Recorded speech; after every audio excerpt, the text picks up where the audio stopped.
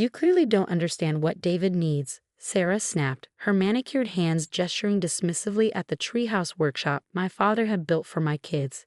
This space is wasted on your children's little art projects. My son is a gifted scientist.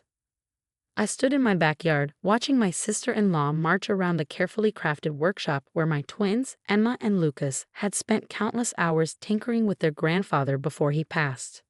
The space was their inheritance, specifically mentioned in Dad's will as the creative workshop for my beloved grandchildren. But Sarah had other plans.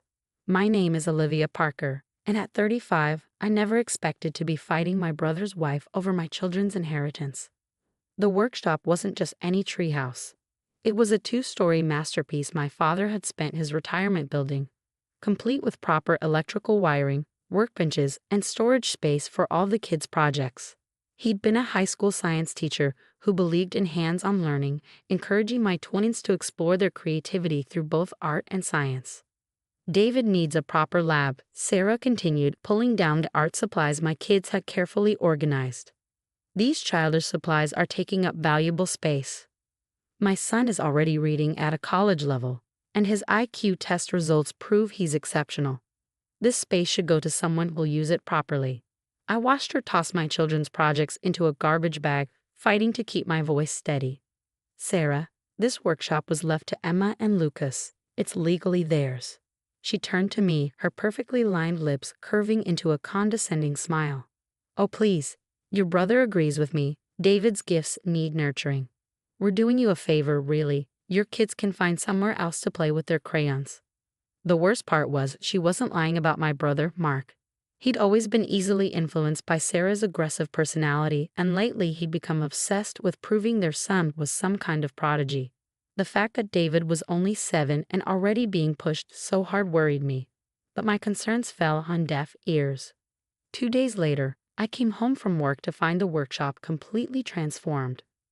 My kids' art supplies, science projects, and tools were gone, replaced with expensive-looking equipment I knew Sarah had bought with the money from selling my children's things. She even changed the locks. Emma and Lucas stood at the window, watching their cousin David enter their workshop with an armful of textbooks. "Mom," Emma whispered, her voice trembling, "Grandpa wanted us to have that place. He said so." "I know, sweetheart," I replied, hugging them both. What I didn't tell them was that I'd been prepared for something like this. Sarah had a history of taking what she wanted, always justifying it as best for David. But this time, she'd gone too far. That evening, my phone buzzed with a text from Sarah. "David's already setting up his first major science project. This is exactly what this space needed. A real future scientist, not amateur artists." I didn't respond, but I did make a phone call to my father's old friend and lawyer, Michael Stevens. "They did exactly what you warned me about," I told him. "How soon can we proceed?" "I got everything ready," Michael replied. "Your father was very specific in his will, and we documented every step of Sarah's actions. But are you sure you want to wait? We could stop this now." I thought about the upcoming science fair, where David was expected to present his first major project. Sarah had been bragging about it for weeks, telling everyone how her son would prove he was a true prodigy. "No," I said firmly, "let's stick to the plan. Sometimes people need to learn their lessons publicly." Over the next few weeks, I watched Sarah parade various parents through the workshop, showing off David's science lab and explaining how her gifted son needed this space more than my artistically inclined children. Each time, she made sure my kids could hear her, as if their pain somehow validated her actions. Emma and Lucas, however, didn't stop creating. They moved their projects to our garage, working quietly and diligently. I noticed they were spending a lot of time with their grandfather's old research notes. But I didn't pry. They had always been self-motivated, and I trusted them to find their way. The day before the science fair, Sarah sent a mass email to the entire family. "Come see David unveil his groundbreaking project. This is what happens when gifted children are given proper resources. Some children just need more than others." That evening, as I helped Emma and Lucas load their own project into the car, Lucas looked up at me with his grandfather's determined expression. "Mom, did you read what Grandpa wrote about combining art and science?"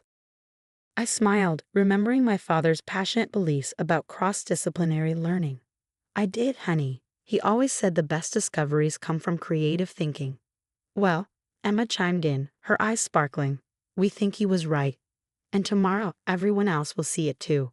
As I tucked them into bed that night, my phone lit up with another text from Sarah. Hope you'll come tomorrow. It's important for the twins to see what real scientific achievement looks like. They might learn something. I looked at my sleeping children, thought about my father's wisdom, and typed back 2 words. We'll be there. The science fair would become a day Sarah would never forget, though not for the reasons she expected. Sometimes the best response to cruelty isn't immediate confrontation. It's letting people's actions catch up with them naturally. And tomorrow, everything would come full circle in ways Sarah never could have predicted. The school gymnasium buzzed with excitement as students and parents set up their science fair projects. Sarah stood by David's elaborate display, wearing her signature self-satisfied smile as she directed workers to position special lighting around what she called the centerpiece of the entire fair. I helped Emma and Lucas set up their seemingly simple project in a corner booth. Just a collection of recycled materials, art supplies, and what looked like basic electronics. Sarah walked past, barely containing her snicker. "Oh, how creative," she said, emphasizing the last word like it was an insult. At least they tried. David's project dominated the center of the room, an expensive-looking display about renewable energy that I strongly suspected had more to do with Sarah's wallet than my nephew's actual work. The equipment looked eerily familiar. Some of it had clearly come from my kids' workshop. "Mom," Emma whispered, adjusting something behind their display board, "is everything ready?" I nodded, noticing Michael Stevens slip quietly into the gymnasium. He caught my eye and gave a subtle nod. The school principal, Mrs. Anderson, began her rounds with the judges, starting from the far end of the room.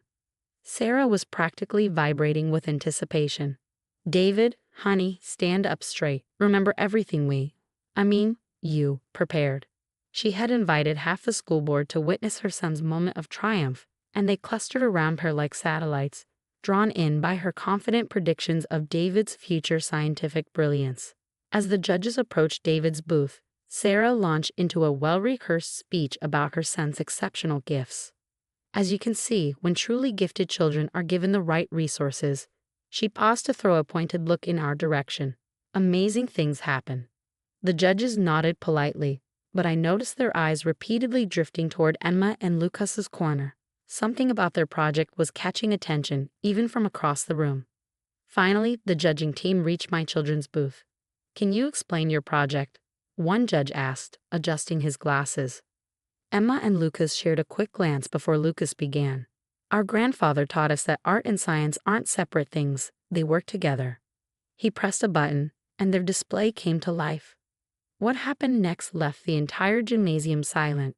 Using recycled materials and artistic techniques their grandfather had taught them, my twins had created an innovative water filtration system that also generated beautiful light patterns. The judges leaned in, fascinated by the combination of environmental science and artistic design. "The filtration system uses principles of fluid dynamics," Emma explained, pointing to the swirling patterns, "but we added fluorescent elements to make the process visible. The patterns actually help us monitor the filtration efficiency. And look," Lucas added, pressing another button. The patterns shifted, creating a mesmerizing display. We use art principles to make the scientific data beautiful and easier to understand. One judge turned to me, eyebrows raised. "This is remarkable. Where did they learn to combine disciplines like this?"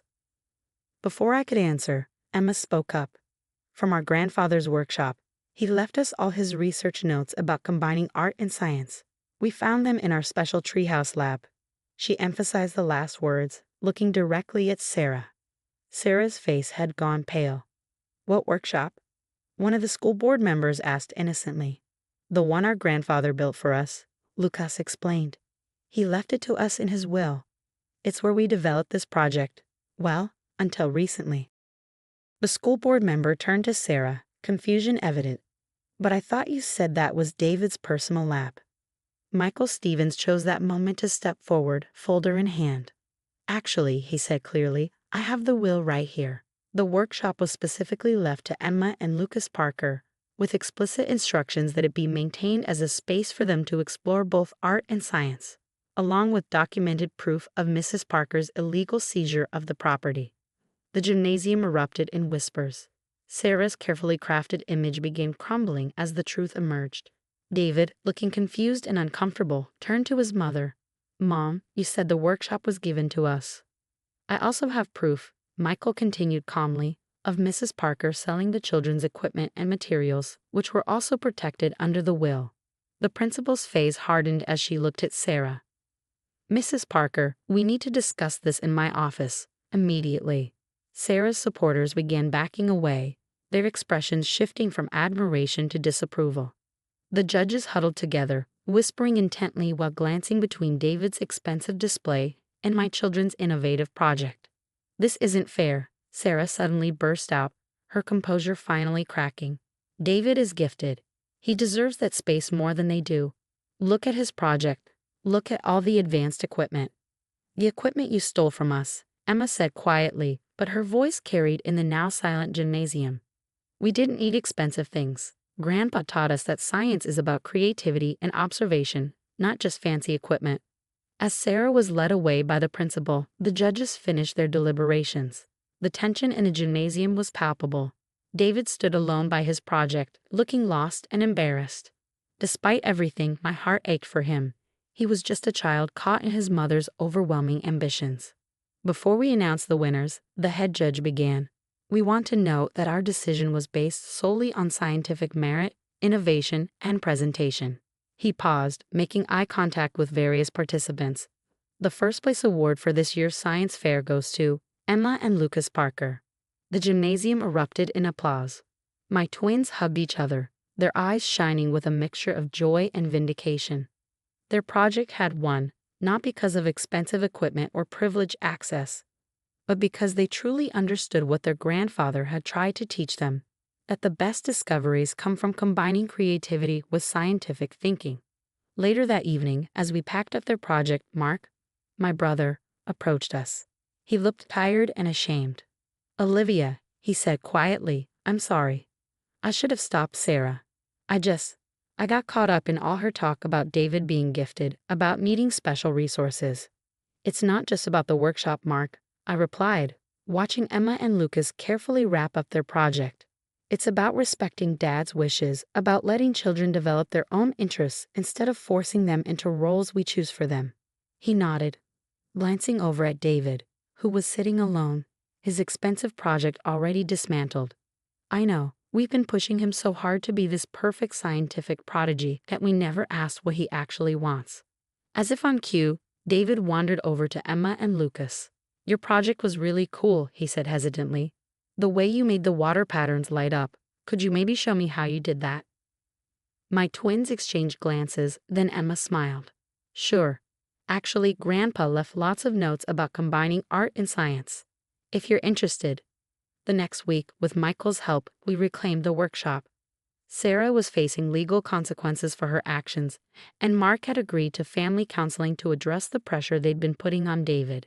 As we cleaned up the space, returning it to its original purpose, I found one of my father's old notebooks. Inside, he had written, "Science without creativity is just procedure. Art without understanding is just decoration. The magic happens when we let them dance together." Emma and Lucas installed their science fair project in one corner of the workshop. To my surprise, David started visiting regularly, not to conduct elaborate experiments, but to learn from his cousins about finding his own path between art and science. It turned out he had a talent for technical drawing and loved illustrating scientific concepts. 3 months later, Sarah called me. Her voice had lost its usual arrogance. "I was wrong," she said simply. "I was so focused on proving David was special that I couldn't see how much I was hurting him and your children. I'm in therapy now, trying to understand why I felt such a need to compete, to take from others." I listened quietly, thinking about how much had changed. The workshop was alive again with the sound of children's laughter and experimentation. Emma and Lucas had started a small science club, teaching other kids about combining artistic thinking with scientific principles. Even David was flourishing, finally free to explore his own interests rather than living up to his mother's expectations. "The workshop is open to David whenever he wants to visit," I told Sarah. "But it has to be his choice, not yours." As I hung up, I looked out at the Treehouse workshop where my father's legacy lived on, not just in the physical space, but in the lessons he had taught about creativity, curiosity, and the importance of letting children find their own way. Emma and Lucas had proven that sometimes the best revenge isn't about winning or punishing others. It's about staying true to yourself and letting the truth emerge in its own time. My father would have been proud, not just of the science fair victory, but of how his grandchildren had understood his most important lesson. The greatest discoveries come not from competing with others, but from being brave enough to follow your own path, even when others try to tell you it's the wrong one.